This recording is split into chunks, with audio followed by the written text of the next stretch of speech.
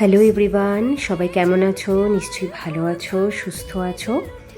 তো গতকাল 12 অক্টোবর মানে সানডে ব্লগটা স্টার্ট করলাম। তোমরা হয়তো আমার গলা শুনে বুঝতেই পারছো।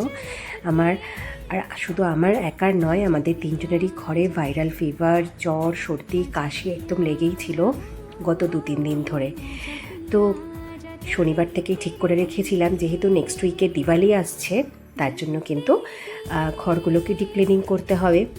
তো তার জন্য একসাথে তো সব কিছু করা সম্ভব নয়, যেহেতু শরীরটাও তিনজনেরই কিন্তু হচ্ছে কেউ উইক রয়েছে আর সোনুর এক্সামও চলছে।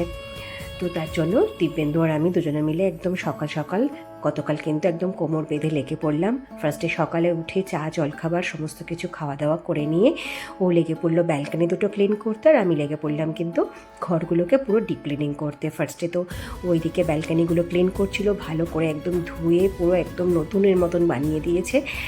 আর আমি কিন্তু এদিকে কার্টেনগুলো পুরো খুলে যত ফটো ডেকর আইটেম যত যা যা ছিল সেগুলোকে হচ্ছে আগে রিমুভ করলাম, তারপরে কিন্তু ভালো করে হচ্ছে ক্লিন করলাম।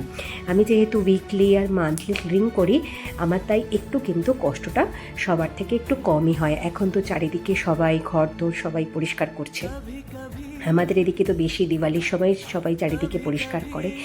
তো যাই হোক, ভালো করে ডিপ ক্লিনিং করলাম। আর ভ্যাকুম ক্লিনার দিয়ে ক্লিনিং করাতে আমার এত সুবিধা হয়েছে কি বলবো, যে ডাস্টগুলোকে এত তাড়াতাড়ি রিমুভ করা যায়, সত্যি খুব ভালো। তো তারপরে তো বাই এসে কাজ করে দিয়ে গেল, আর আমি এদিকে কিন্তু একদম সিম্পল লাঞ্চ বানিয়েছিলাম, ডাল, আলুর চোখা আর ডিমের পোচ আর গরম গরম ভাত। তো চলো আজকের মতন টাটা।